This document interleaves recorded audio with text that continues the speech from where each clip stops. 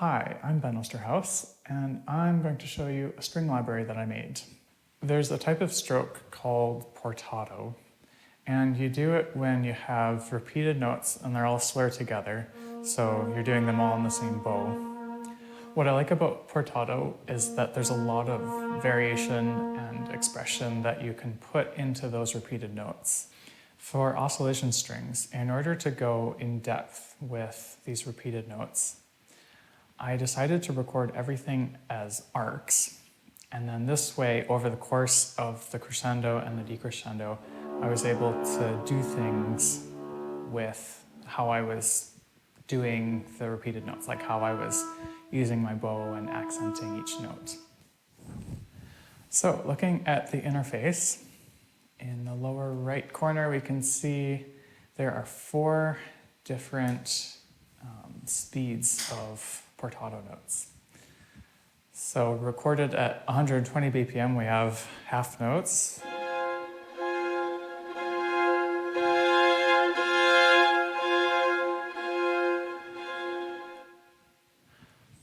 And we have quarter notes.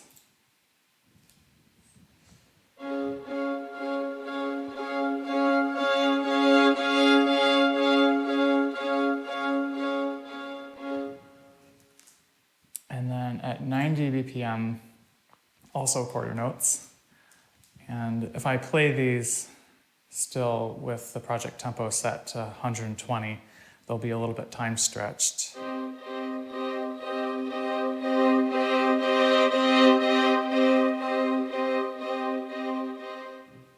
So you can hear the vibrato is a little bit faster. I think I'm gonna move the tempo down to 90.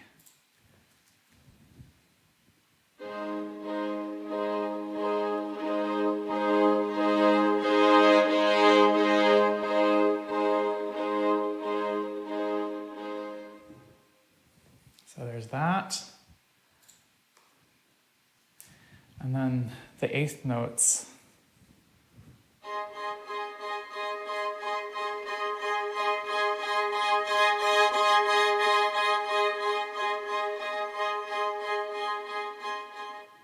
So as you can hear, between the 8th notes and the half notes, there's a bit of a difference in how the repeated notes are articulated. With the 8th notes, they have a little bit more energy to them, but then the half notes are a bit more, luxuriating. So far, we've just been listening to the longest swells, but in the middle, you can see there is an attack and decay knob. Let's say you chose a 4-beat attack and a 4-beat decay. You'd get something like this.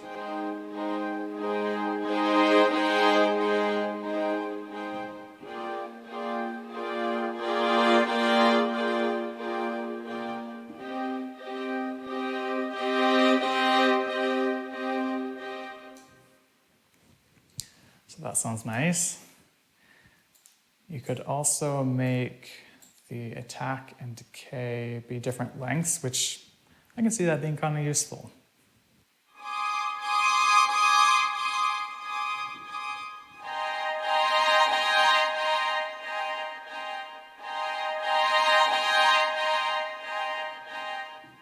Next to the attack and decay knobs, we have this compression slider. So what does this do?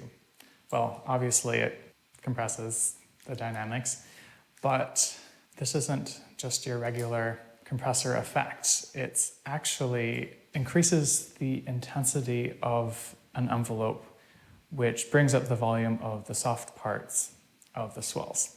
And as you can imagine, since we have all of these different length swells, you have to have a lot of tailor-made envelopes for each of these. It's kind of a lot of work, but it does sound better than just slapping a compressor on after Kontakt.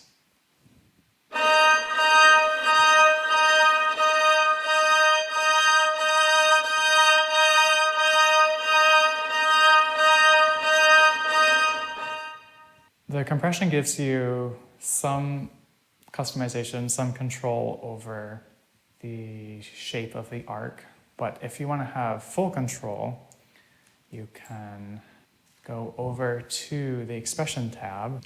And now instead of controlling the envelope with attack and decay and compression, you can just use the mod wheel to crossfade between two dynamic layers.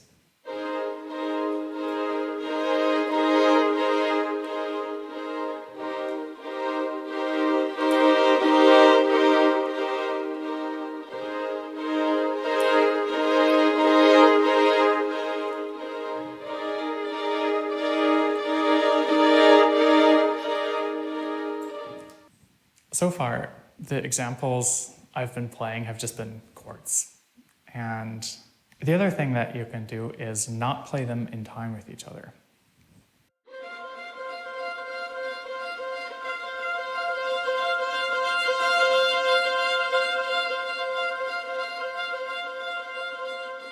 Fun fact, this is actually why I named it Oscillation Strings, because when you do stuff like this, it sounds like the strings are oscillating, I guess. Also, it's just kind of a cool name. Anyways, so just to recap, we have 4 different speeds of repeated notes. We have all of these different combinations of attacks and decays in the swells, which are playing each of these speeds. And for all of that, we have 4 different instruments. So there's viola versions of all of these swells at all of these different rhythms, cello versions of all of this, bass versions of all of that. Quite a lot of samples. I keep thinking, right when it gets to the top of the arc, I really want to change the chord and have it lean into a new chord. And unfortunately, that doesn't work when you don't have legato turned on.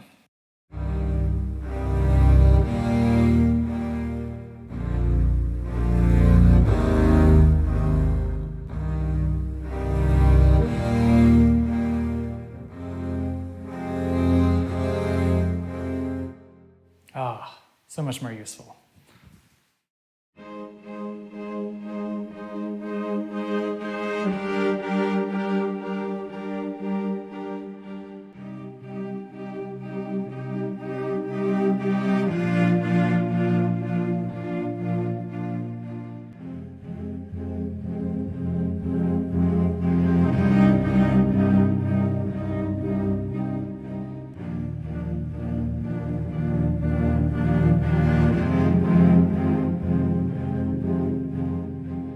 On top of that, you could add Legato Samples, which would add little sounds of the note changes in between the notes to help glue things together and make it sound more realistic.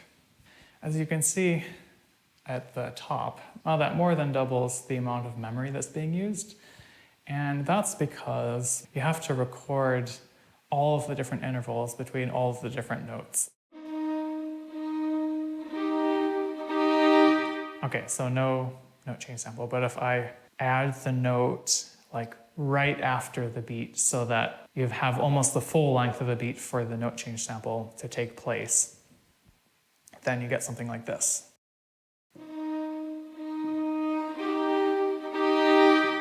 Yeah, so now the question is, you might be wondering, what about if you play chords? Well, the script can figure out the best voice leading and trigger all of the appropriate note change samples when you go between chords. So let me demonstrate.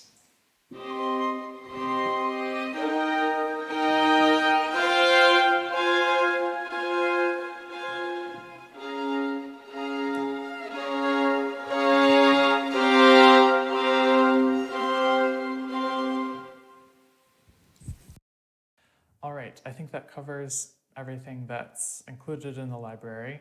If you want to hear more examples of it in action, then definitely check out the demos I wrote. And also, I made another video that's a bit less heavily edited where I go into detail about the legato. So thanks for watching. Bye.